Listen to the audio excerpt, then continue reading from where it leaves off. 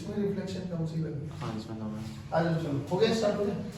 चलो, तो कल हम लोगों ने दिया था कि हमारे पास एक पीटी ग्राफ है ना, हमने पीटी ग्राफ दिया था शायद, और उसमें क्या बोला था, कुछ ऐसा था हमारे पास, ए से बी से सी और सी से ए, है ना, ये था। और हमने बोला था कि इसका हमें पीवी और पीटी ग्राफ बनाना है ना, पीवी और पीटी, हाँ, प्लॉट पीवी वर्सेस मतलब पीवी एंड पीटी ग्राफ। चलो, तो सबसे पहले हमें यहाँ पे दो चीजें समझ लेनी है कि साइक्लिक है तो graph will be cyclic, undoubtedly cyclic का साइक्लिक ही बनेगा। दूसरी चीज, हमें ना जितने भी केसेस हो रहे हैं सब में ना प्रोसेस देख लो एक बार कि आइसोबारिक, आइसोकोरिक है या आइसोथर्मल है। तो देखो ये कैसा प्रोसेस है, ए से बी, टेम्परेचर सेम, प्रेशर बढ़ रहा है, टेम्परेचर सेम, आइसोथर्मल। तो ए से बी आइसोथर्मल, बी से C pressure same, temperature change, isobaric, B से सी आइसोबारिक, सी से देखो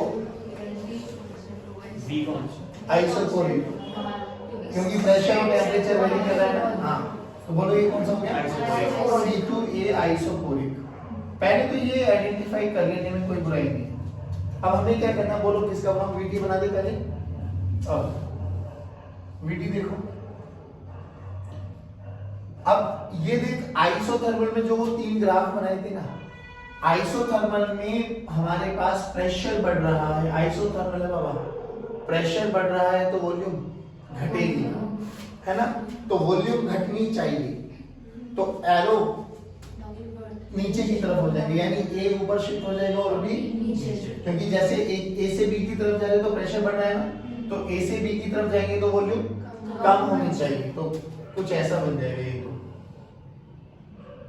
ठीक। इसमें कहा आ जाएगा बी ऊपर नहीं, ए ऊपर और बी नीचे।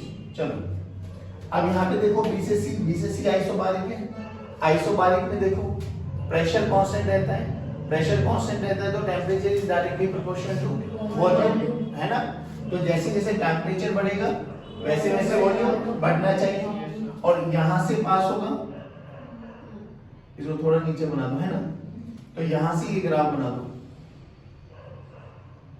This is B and this is C. नहीं आया समझ में? और अगला देखो क्या है हमारे पास, सी से ए, ये क्या चीज है, आइसोकोरिक। आइसोकोरिक में देखो क्या हो रहा है, आइसोकोरिक में वी कांस्टेंट है, वी कांस्टेंट है तो pressure is directly proportional to, pressure is directly proportional to, पक्की बात है, आइसोकोरिक है ना, yes sir. P is directly proportional to temperature. अब देखो यहाँ पे देखो ग्राफ कैसा क्या बता रहा है, प्रेशर डिक्रीज कर रहा है तो टेम्परेचर भी डिक्रीज करेगा, तो टेम्परेचर यहाँ से यहाँ की तरफ जाएगा ना, डिक्रीज कर रहा है, तो it will be like this. ये तो बना हमारे पास इससे वीटी ग्राफ। अब हमने पूछा था पीवी ग्राफ भी प्लॉट करना है ना, आ जाओ पीवी ग्राफ देखो बच्चों,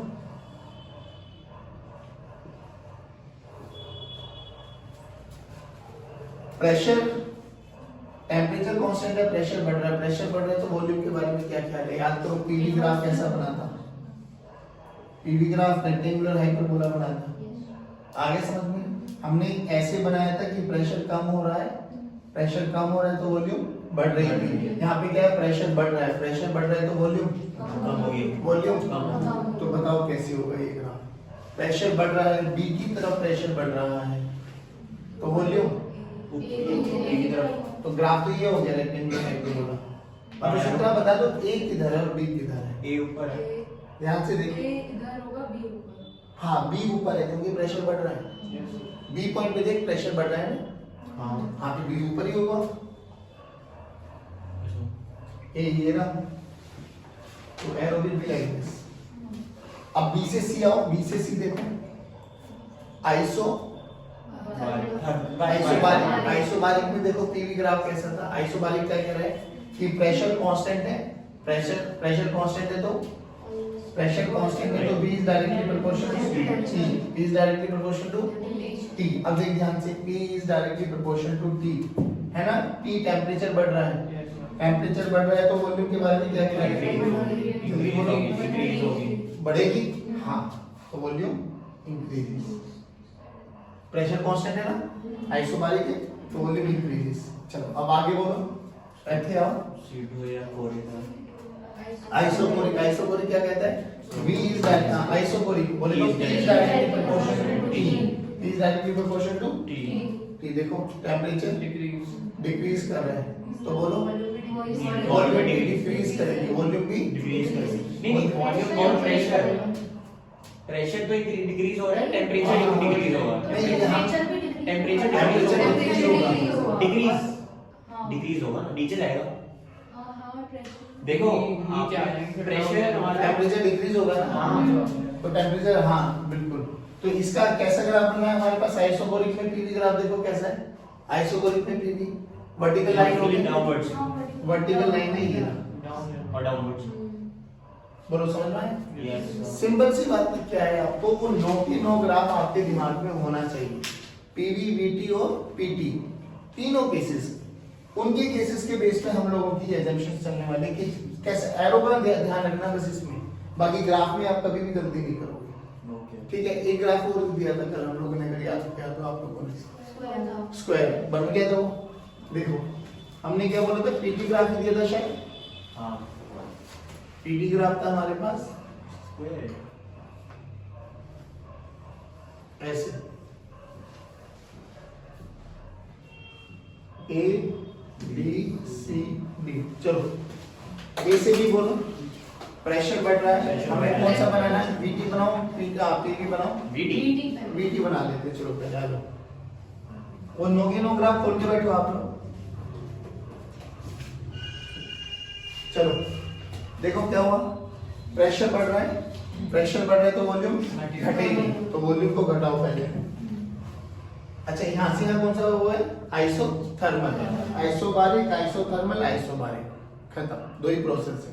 चलो अब ये क्या हुआ बच्चों, वॉल्यूम घट रही है, प्रेशर बढ़ रहा है, तो पॉइंट बताओ कौन सा हो गया, तो ये ए हो गया हमारा, है ना, और ये बी हो गया। चलो अब हमें बी से स्टार्ट करना है, बी से देखो, बी से सी, प्रेशर सेम है, अगर प्रेशर सेम है तो volume is directly proportional to temperature, तो जैसे जैसे टेम्परेचर बढ़ेगा वैसे वैसे वॉल्यूम बढ़ेगी, है ना, जैसे जैसे कैसा है, स्ट्रेट लाइन पासिंग फ्रॉम, एक यहां से ग्राफ बना दो, ये ऐसे नहीं आया, पक्का। अब यहाँ के बाद कहा जाओ सीडी, सीडी में देखो प्रेशर घट रहा है, प्रेशर घटेगा तो वॉल्यूम बढ़ेगी, प्रेशर घट रहा है तो वॉल्यूम, तो ग्राफ थोड़ा ऊपर की तरफ चला जाएगा, है ना, कुछ ऐसा नहीं है, हां पक्का। ये ए, ये बी, ये सी। अब D2 है, अब देखो यहाँ से यहाँ D2 ये क्या हो रहा है, प्रेशर कांस्टेंट है बट टेम्परेचर घट रहा है, टेम्परेचर घट रहा है तो वॉल्यूम के बारे में कम होगी, वॉल्यूम पक्का, श्योर। ऊपर की तरफ जाएगा ना, ये ऐसे करो और एरो दूसरी साइड, क्या होगा, एरो दूसरी साइड, तो ऊपर की तरफ ही तो है, ये रहा ना, ए से बी, बी से सी, सी से डी, डी से डन, पक्का। पीवी बनाओ इसका, जल्दी जल्दी बोल दो, एक बार पीवी बना दो।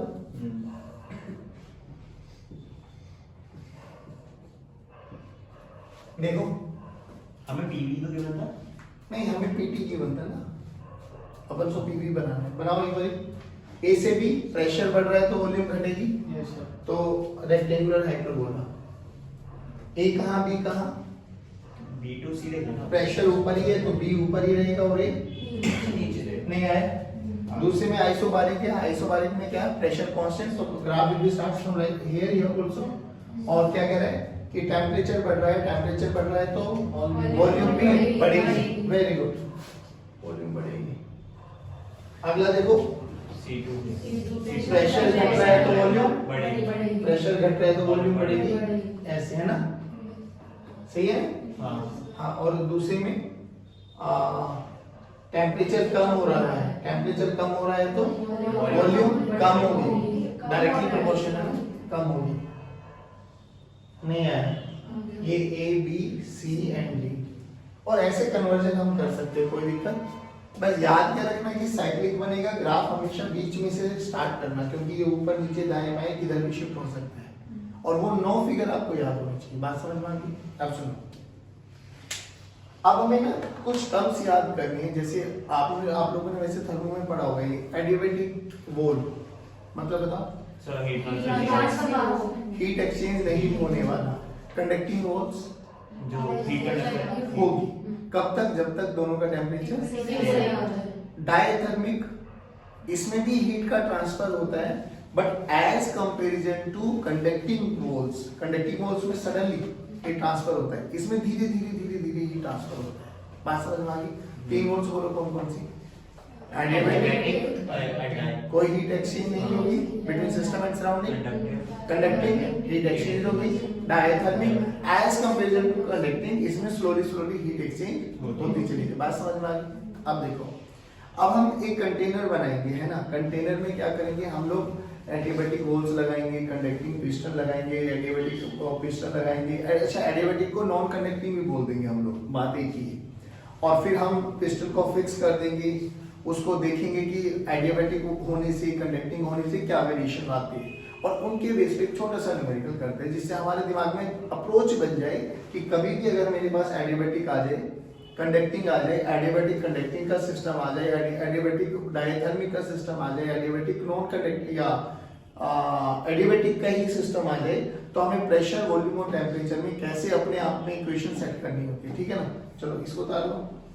अगर हम बात करें, हमारे पास 3 वोल्ट्स जाने वाली है एडियाबैटिक, ठीक है बच्चों, और कंडक्टिंग, एडियाबैटिक को ही नॉन कंडक्टिंग भी बोल देंगे, ठीक है, non conducting, conducting and diathermic. चलो बोलो, no heat exchange, heat exchange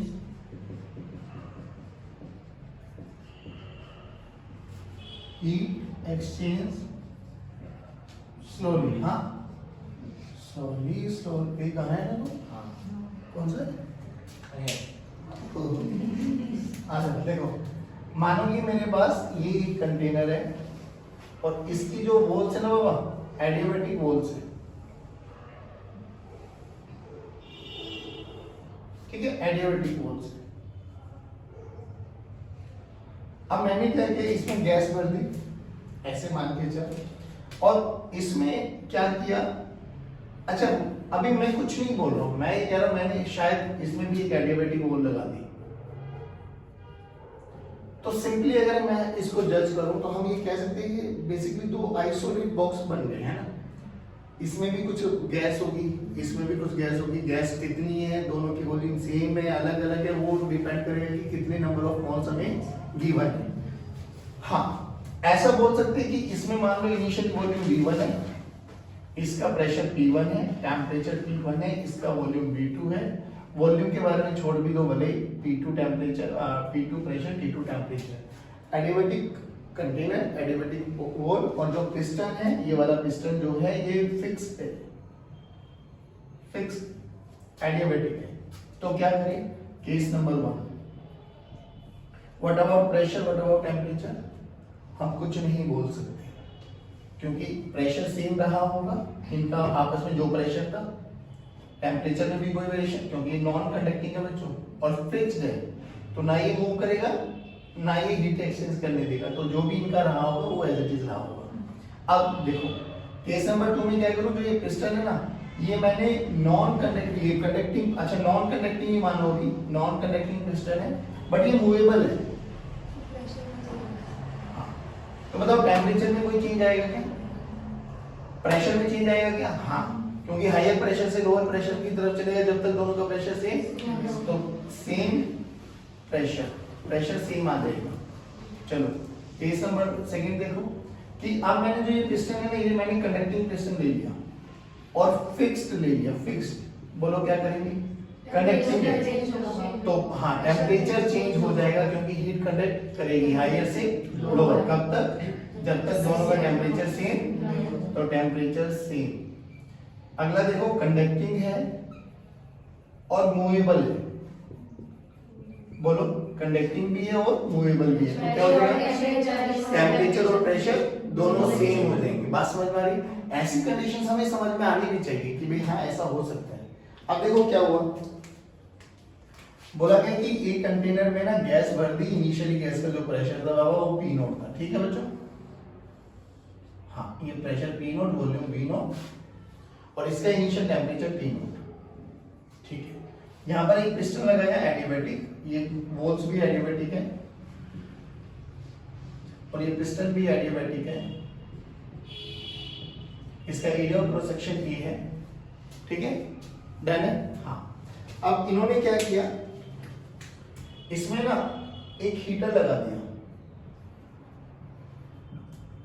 बाहर भी प्रेशर P नोट ये एटमॉस्फेरिक प्रेशर। हाँ पिस्टन हीटर लगा दिया, हीटर लगाने से क्या हुआ, इसने गर्म करना स्टार्ट किया।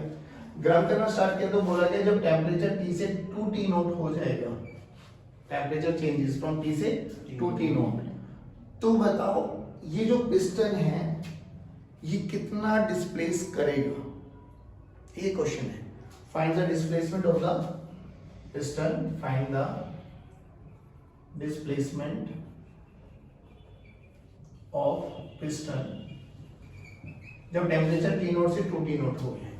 अब पहले बताओ इनिशियली प्रेशर दोनों तरफ सेम था, अब बाद में प्रेशर क्या रहेगा, सेम, क्योंकि भैया देखो अच्छा एक चीज हो, टेम्परेचर बढ़ेगा। हाँ टेम्परेचर बढ़ेगा तो क्या होगा, प्रेशर सेम है, आइसोकोरिक प्रेशर, क्योंकि अब कोई है ना। और अच्छा एक चीज और बताओ, जब ये मूवमेंट होगा ना बच्चों, ये मेंशन किया गया कि जो ये पिस्टन का मूवमेंट है ये बहुत स्लोली है, बहुत स्लोली। स्लोली का मतलब बताओ, F0 0, F0 0 मतलब जितना अंदर से फोर्स लग रहा है उतना ही बाहर से, यानी अंदर से कितना लग रहा है P नोट इंटू ए, बाहर से भी कितना लग रहा है P नोट इंटू ए, यानी at the end of this story हम क्या समझे कि through out this process pressure में कोई वेरिएशन नहीं आएगा। अच्छा प्रेशर में वेरिएशन नहीं आएगा और क्या चीज सेम रहेगी, गैस है, गैस के नंबर ऑफ मोल्स सेम रहेंगे, है ना। अब क्या करना है हमें इतना समझ में आ गया कि ये T नोट से 2T नोट तक प्रेशर सेम रहेगा, नंबर ऑफ मोल्स सेम रहेंगे। हमें निकालना है कि फाइनल इसमें कितना ही कुछ टाइम के बाद धीरे धीरे स्लोली प्रोसेस है, हमारा प्रेशर बढ़, टेम्परेचर बढ़ रहा है ना। हाँ तो ये यहाँ कहीं पे डिस्प्लेस हो गया होगा, तो अपन को ये x कैलकुलेट करना है, ठीक है। हाँ और वही पिस्टन, ये वाला पिस्टन यहाँ से यहाँ आ गया ना। अब क्या करें, देखो प्रेशर कांस्टेंट है तो volume is directly proportional to temperature, तो वॉल्यूम बड़ी होगी, तो PV इक्वल्स टू nRT, तो PV by T this is equals to N into R, P को भी उधर लेके जाओ, तो V by T must be equals to constant. देखो ना PV this is equals to nRT, तो V बाय T का रेशियो क्या हो गया बच्चों, nRT। अब ध्यान से देखिए पूरा राइट हैंड साइड पे टर्म्स कांस्टेंट है, तो हम कह सकते हैं V initial by T initial is equals to V final by T final, ये रहना चाहिए। V इनिशियल बोलो बाबू, V naught, V initial T naught, V final अपन को नहीं पता, और T नोट इनटू 2, T ने T को मारा तो V फाइनल कितना आ गया बच्चों, 2 इनटू V बाय 2 इनटू V नोट। अब V फाइनल कितनी, पहले ये था V नोट, अब V फाइनल यहाँ से यहाँ तक हुई है, यानी ये V नोट प्लस ये वाली वॉल्यूम कैसे निकाले, A into x, A into x, तो V फाइनल को क्या लिख सकते हैं हम, V naught plus A into x, this is equals to 2V naught. नहीं आया बच्चों, हाँ बोलो आ गया, बस आ गया आंसर। तो Ax तो V नॉट आ गया ना, हैं Ax V नॉट आ गया, देखो तो सही, Ax किसके बराबर है, V नोट, तो x की वैल्यू किसके बराबर है, V नोट बाय A। सो एक बात पूछूं, हम इसमें ना क्या है, जो आपने बोला था प्रेशर जो है वो टेम्परेचर जो है वॉल्यूम के कौन से उसमें प्रोपोर्शनल है, ठीक है, जब उतना ही वो बढ़ा है इतना ही वो बढ़ा है, तो इसको कर देगा और सीधा हो जाएगा। हाँ कह सकते थे आप कि अगर ये लेंथ L मान लो तो ये भी क्या रहेगा, जाहिर बात है भाई, वॉल्यूम जितनी पहले थी बाद में भी उतनी रहेगी। हाँ तो कोई दिक्कत नहीं, इसमें क्या बुरा हो गया। नहीं बोला वही अच्छा लगा मुझे तेरा दिमाग नीचे से। नंबर काट ले। नहीं नहीं कोई नंबर नहीं काटेगा भाई, जो भी देखो बेसिकली हमारा मेन मोटो क्या होता है, जो हमें गिवन पैरामीटर्स होते हैं ना उसी की टर्म्स में हमें आंसर को लेके आना होता है, ठीक है ना। अगर हम कुछ चीजें मान के चलेंगे तो वो कहीं ना कहीं अपने आप ही कैंसिल आउट होती दिखाई दे जाएंगी आपको, अगर आपकी अप्रोच सही है तो। अब हमें गिवन ये था ना बी नोट ए एक्स हमें कैलकुलेट करना था, तो हमें हमारा आंसर किसकी टर्म्स में है, V naught by V naught भी पता था और ए भी पता है।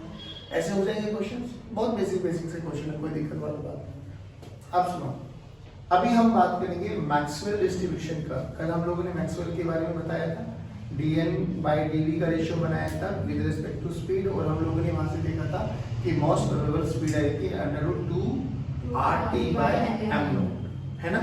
चलो आगे एक बार देखो, अब इसमें ना बहुत बेसिक से क्वेश्चन पूछे जाते हैं और वो आप लोगों को पता होने की चाहिए कि जब हम लोग dn by dv का रेशियो बनाते हैं, ये dn by dv समझ में आ गया था, v से लेके v प्लस dv के बीच में कितने नंबर ऑफ पार्टिकल्स हैं वो रिप्रेजेंट करता है, और हमारे पास ये ग्राफ आया था, ठीक है। ये क्या बना था बच्चों हमारे पास, मोस्ट प्रोबेबल, है ना, VMP। अब ऐसे आपके पास ना क्वेश्चंस आते हैं बच्चों कि एक ये वाली वेलोसिटी के बारे में बात कर लेगा, अच्छा अगर मैं इसको v1 बोल दूं, इसको v2 बोल दूं और इसको v3 बोल दूं, तो पूछा जाता है arrange them in ascending order और इन डिसेंडिंग ऑर्डर।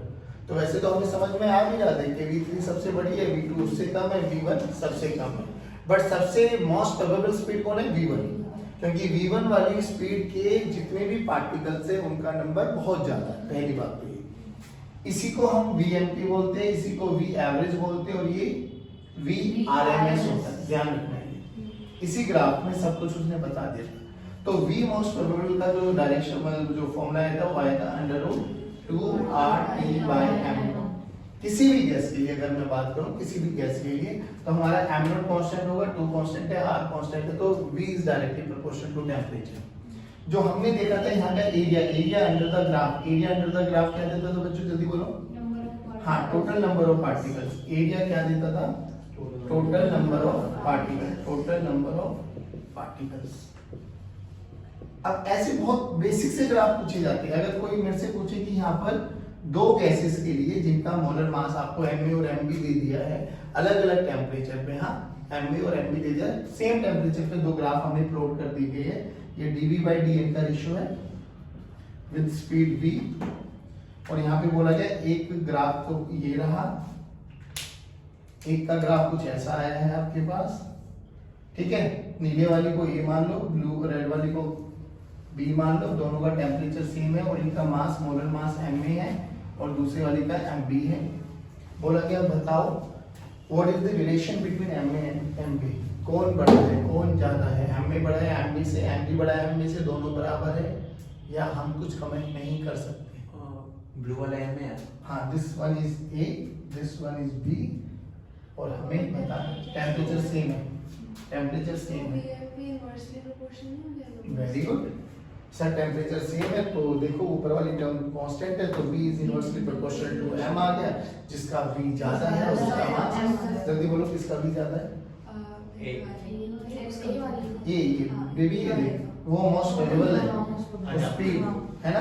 देखो ये मोस्ट प्रोबेबल स्पीड इसकी एक्स एक्सिस पे है ना, जिधर जिधर इधर जाते चले जाएंगे एक्स एक्सिस पे इतनी स्पीड बढ़ती चली जाएगी, तो यहाँ पे मोस्ट प्रोबेबल ये है, उसकी मोस्ट प्रोबेबल ये है, तो V की ज्यादा है, मतलब V की ज्यादा है तो मास उसका कम होगा। बोली क्या समझ में आया।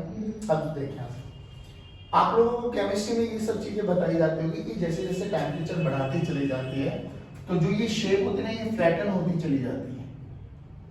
रीजन समझ, इन्हीं दोनों चीजों को कंपेयर करा देता हूँ।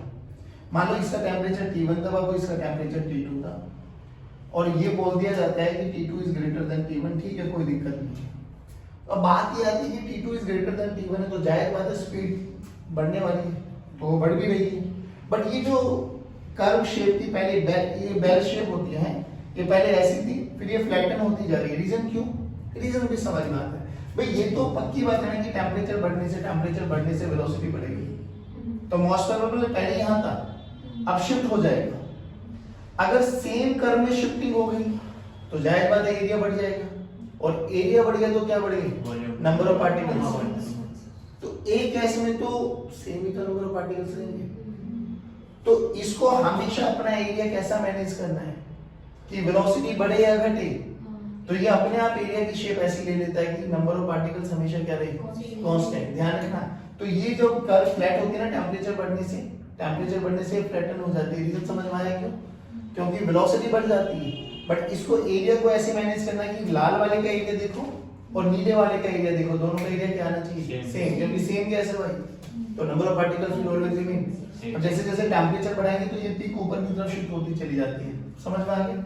ये मोस्ट मतलब मैक्सवेल डिस्ट्रीब्यूशन के कुछ रिजल्ट्स थे जिनको आपको हमेशा दिमाग में रखना है कि जैसे जैसे टेम्परेचर बढ़ाते चले जाएंगे, ये राइट की तरफ एम्प्टी शिफ्ट होता चला जाएगा और जो कर्व है वो फ्लैटन होती चली जाएगी, क्योंकि वो एम्प्टी तो बढ़ रहा है। तो उसको अपने एरिया को ऐसे मैनेज करना पड़ेगा कि total number of particles her case में हमेशा क्या है, सेम आते चले। बात समझ में आई? अब सुनो, अब हम बात कर रहे हैं, चल पर इसको उतार दो।